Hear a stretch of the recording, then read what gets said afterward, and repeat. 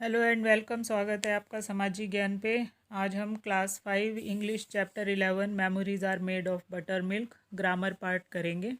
Question answer इससे पहले वाले पार्ट में मैंने आपको दे दिए।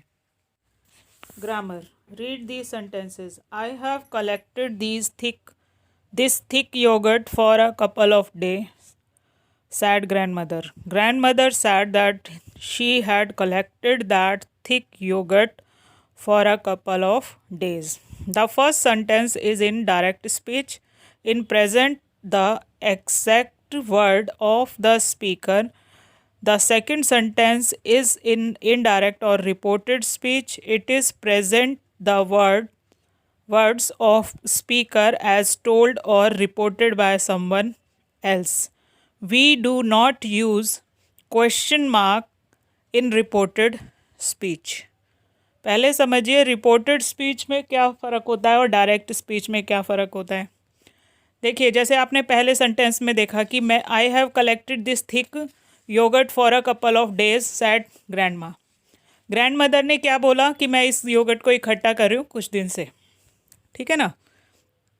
और जब यही बात कोई और बताएगा, उनकी जो पोती है ये बात किसी दूसरे को बताएगी, तो वो क्या कहेगी, दादी माँ कह रही थी कि वह इकट्ठा कर रही हैं थी इस दही को कुछ दिनों से। 2 दिन का दही है या 1 दिन 2-3 दिन का दही है, इस तरह से वो दही कलेक्ट कर रही थी। तो जब कोई और किसी को बताता है, एक है डायरेक्ट स्पीच, मैंने कहा आपने सुना, टीचर ने कहा स्टूडेंट ने सुना, मदर ने कहा डॉटर ने सुना, ये है डायरेक्ट स्पीच। लेकिन जब डॉटर किसी को बताएगी तो वो क्या है, वो रिपोर्टेड स्पीच है। वो क्या कर रही है, रिपोर्टिंग कर रही है किस बात की, कि मैंने उससे क्या कहा। जैसे कई बार होता है कि हम कहते हैं कि मैं मार्केट जाऊंगी, आज मैंने अभी अपने बच्चे से कुछ कहा, तो वो उतने टाइम क्या होगा कि वो मैं भूल गई काम करने में, तो वो मुझे रिमाइंड कराएगा, मम्मी आप कह रहे थे, या कि आप तो मार्केट जाओगे और अब आप मार्केट नहीं जा रहे हो। या वो यही खुफिया रिपोर्ट जो है वो आगे अपने फादर को या अपने दादा दादी को देता है कि पता है मम्मी कह रही थी कि वो मार्केट जाएंगी। तो ये क्या है, रिपोर्टिंग करना है, किसी को इन्फॉर्मेशन देना है।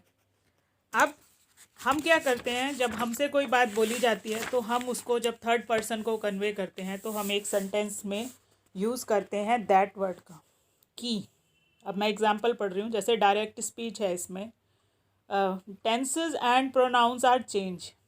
टेंस बदल जाते हैं, प्रोनाउंस जो होते हैं वो बदल जाते हैं when we change direct speech to reported speech, ठीक है ना।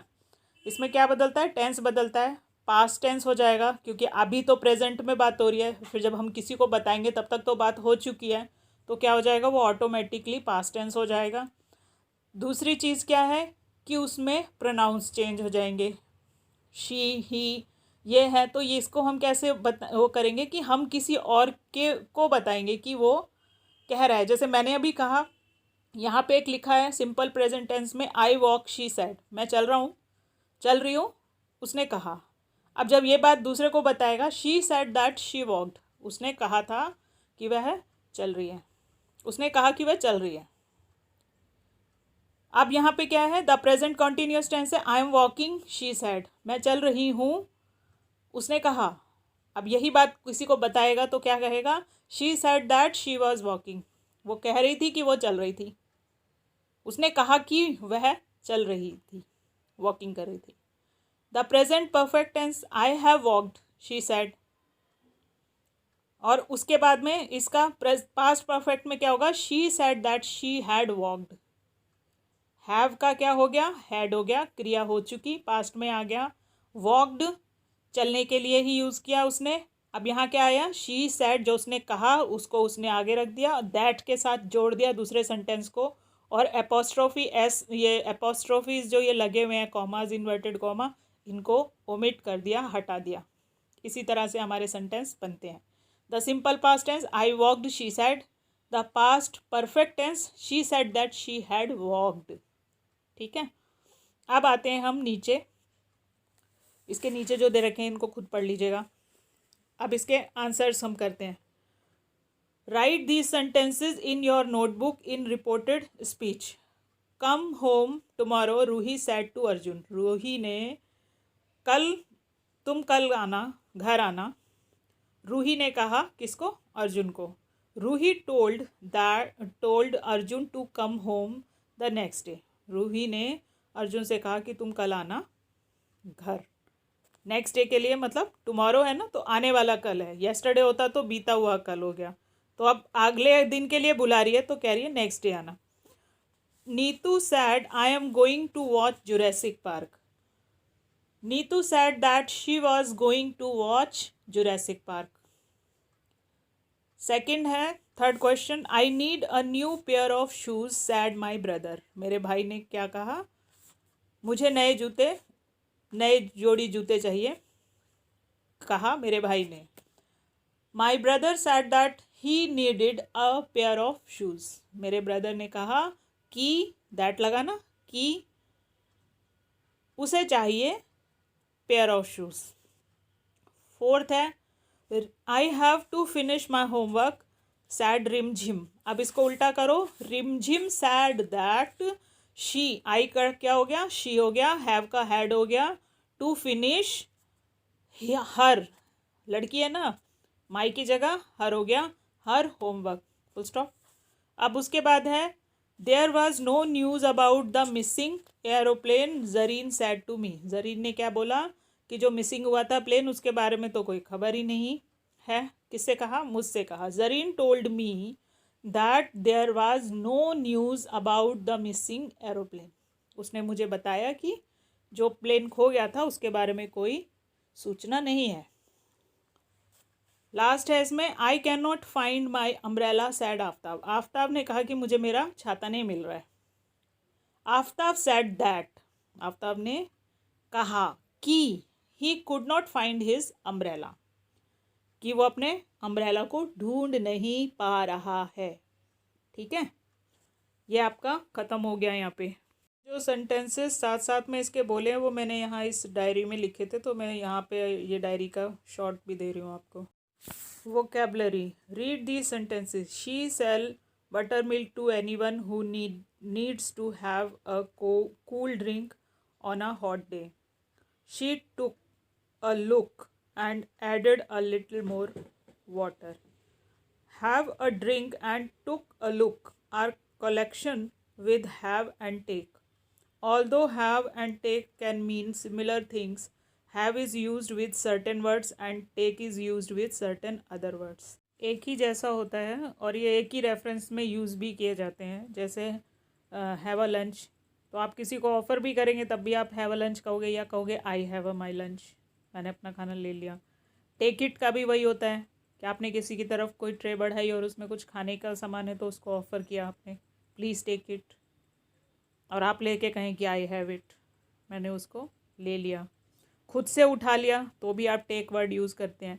तो ये जो वर्ड्स इसके आसपास दे रखे हैं ये वर्ड्स प्रचलन में हैं, मतलब इनको ज़्यादातर यूज़ किया जाता है।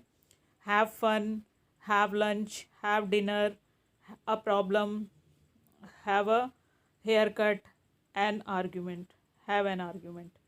ठीक है, इसी तरह से take advantage of, take care, take action, take a walk, take a pity on, take a photo. ठीक है, complete this sentences with correct words. The students are having an argument about where to go for the picnic. Having an argument क्या हो रहा है? Students के बीच में एक्सचेंजमेंट of ideas हो रहा है, मतलब अपने अपने आइडियाज़ बता रहे हैं सब कि भैया हम पिकनिक पे कहाँ चलेंगे। सेकेंड है, we should take advantage of this holiday to study for the exam. हम टेक एडवांटेज मतलब हमने इसका फ़ायदा उठा लिया जो आज छुट्टी पड़ी है ताकि हम एग्ज़ाम के लिए स्टडी कर सकें। वैसे ये अच्छी बात है, लेकिन आजकल सब रजाई में ही हो रहा है, झाँक झाँक के पढ़ाई हो रही है और इसीलिए चैप्टर मिस हो रहे हैं। Please take a photo of me and Amrita together, Imon said to mother. अब मदर को कह रहे हैं कि हमारा फ़ोटो ले लीजिए। ठीक है, my uncle has lunch at 1 o'clock every day. वो 1 बजे लंच खा लेते हैं, करते हैं। We have a problem said Rohan, the train have been cancelled because of the rain. हम लोगों को एक समस्या हो गई। किसने कहा? रोहन ने कहा the train have been cancelled, बारिश की वजह से ट्रेन जो है वो कैंसिल हो गई, रद्द हो गई। The police will take action, police ने क्या किया? एक्शन ले लिया अगेंस्ट द किडनैपर्स, जिन्होंने किडनैपिंग की थी उनके अगेंस्ट में। अब लास्ट में है इसमें स्पेलिंग्स, ये इम्पॉर्टेंट है। Listen to the words and complete them using OUS IOUS। इसका मतलब होता है अश, फेमस, अस यूज़ करते हैं इसे, ठीक है ना। प्रीशियस के साथ में भी यूज़ होता है। Famous FAMOUS, delicious DELICIOUS, precious PRECIOUS, enormous ENORMOUS, anxious ANXIOUS, humorous HUMOROUS, dangerous, danger के आगे OUS लगा दिया, डेंजरस। कॉशियस, कॉशियस सतर्क, CAUTIOUS, कॉशियस। नर्वस, डर जाना, है ना। नर्वस सिस्टम पढ़ा अभी पिछले चैप्टर में, NERVOUS, OUS लगाने से आपका वर्ड बदल गया। तो ये है सारा का सारा आपका चैप्टर का बैक एक्सरसाइज, आप इसको गो थ्रू कर लेना। एक चीज़ और मेरे को यहाँ बोलनी है कि जब आप स्पेलिंग लिखते हो, जब सेंटेंस लिखते हो, बहुत सारे बच्चों की जब आप लोग पेन से यूज़ करते हो तो बहुत कटिंग होती है। जब स्टार्टिंग में पेन से हमने लिखना शुरू किया था, हमारी भी बहुत कटिंग होती थी।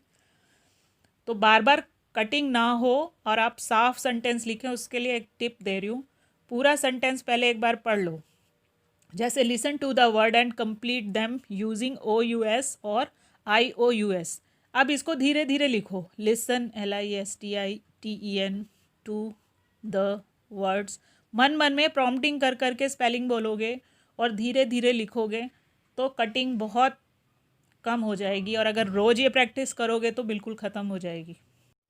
आई होप कि आपको इससे हेल्प मिलेगी, और प्रैक्टिस करते रहिए ताकि आप में इम्प्रूवमेंट डेली हो।